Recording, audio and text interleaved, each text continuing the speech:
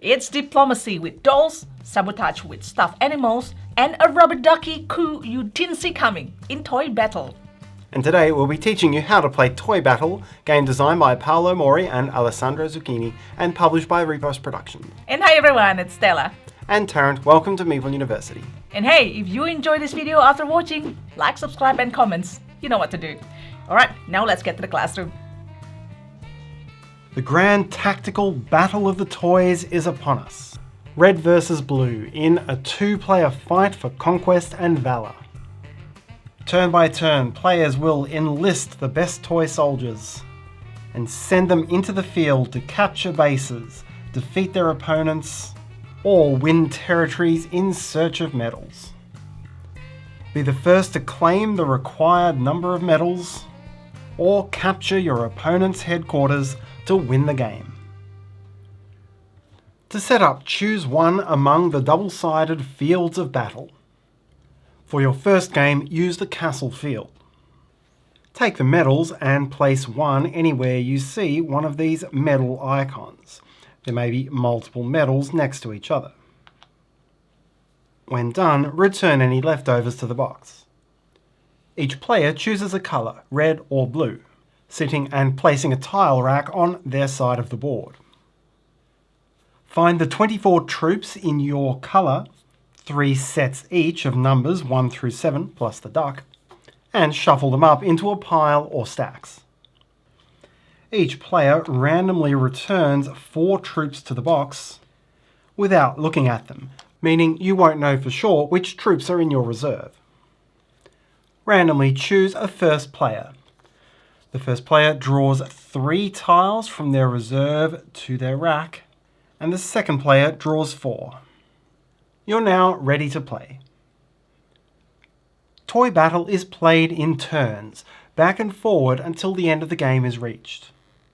On your turn, you'll take a single action, and there are 2 different options. You'll either draw troops, or place a troop on the terrain.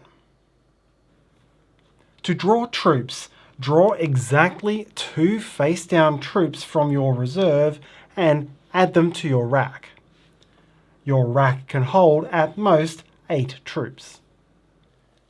If your rack holds 7 troops, you may use this action to draw 1 troop instead of 2. And likewise, you can take 1 troop instead of 2 if there's only 1 troop left in your reserve. But if your rack is full or your reserve is empty, then you cannot take this action. Your second option is to play 1 troop from your rack to the terrain.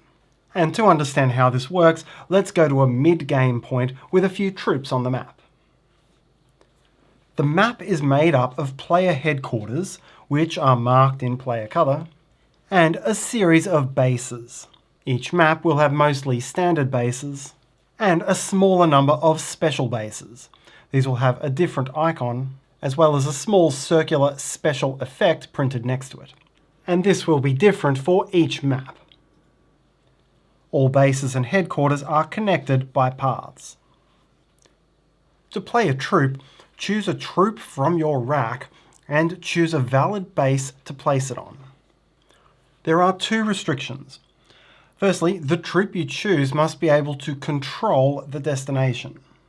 That means you're either placing the troop as the only troop on its base, or placing it on top of an opposing troop that has a strictly lower strength. So for example, the 5 could be placed on this red 2, but not on this red 6. Or it could be placed on top of any one of your own troops, even one of the same or a higher number. Only the troop on top of a stack is considered in control of that base. The second placement restriction is you must be able to create a supply line from the base you're placing on, back along paths and through bases you control to your headquarters. So for example, blue controls these 3 bases and can make a supply line to these bases, meaning these bases can be reached with this placement, but these bases cannot. Taking control of bases from opponents is a good way to break their supply lines. At the moment, red can reach these bases, But if I were to place here, that reach would be cut down to only these bases. Upon placing a troop, you now resolve any of that troop's special effects, followed by that base's special effect if you placed on a special base. The effects of each troop type are the same for each player and are shown on this player aid. Base and terrain effects are optional. Number 1, Scully, allows you to draw 2 tiles from your reserve to your rack. Number 2, Captain, allows you to immediately make another placement from your rack, following the same standard rules and resolving its effect as well. Number 3, Jumbo, lets you pick an opponent's troop adjacent to Jumbo, that is, along a single path, which is on top of its stack, and discard it from the board to a face-up discard area. And note that such a discard does reveal the next troop below it, possibly re-establishing control or supply lines. Number 4, Hook, has the special ability that it can be placed without a supply line.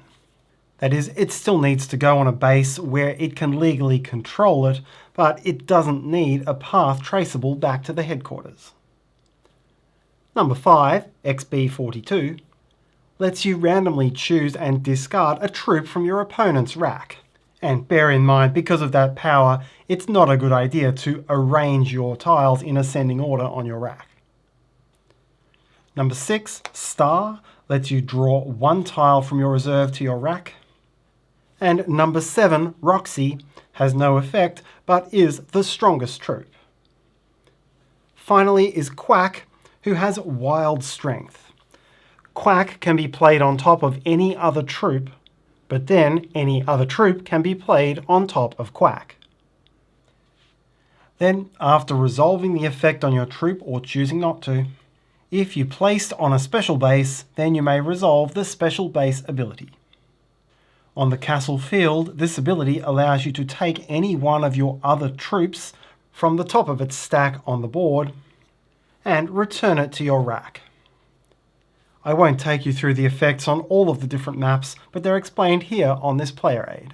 Just note that in all cases, effects may only ever interact with the top troop on any given stack.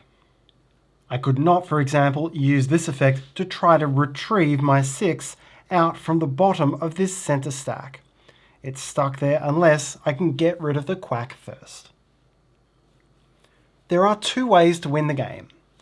The first is to capture an opponent's headquarters.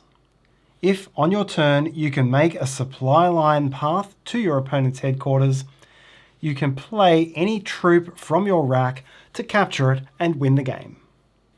To be clear, you must be able to make an entire supply path.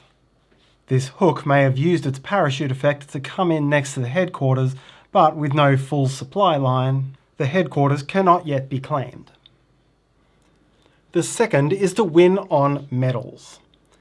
If at any point, before or after resolving an individual effect, you hold control of every base which adjoins a region containing medals, you collect those medals. So here I would collect this one, and then by using Jumbo's effect and discarding this, would collect these 2 as well. Medals, once you've collected them, can never be lost. If a player ever collects medals equal or greater than the minimum required to win on this map, then that player wins immediately. Finally, if you ever reach the point where it is a player's turn and there is no legal action that player can take, the game ends immediately and players compare medals. At that point, whoever has the most medals wins, and if tied, the player who was unable to take an action loses and their opponent wins. Thanks for watching, and if you like this video, maybe you'd like to watch this next one. Have a great day, bye!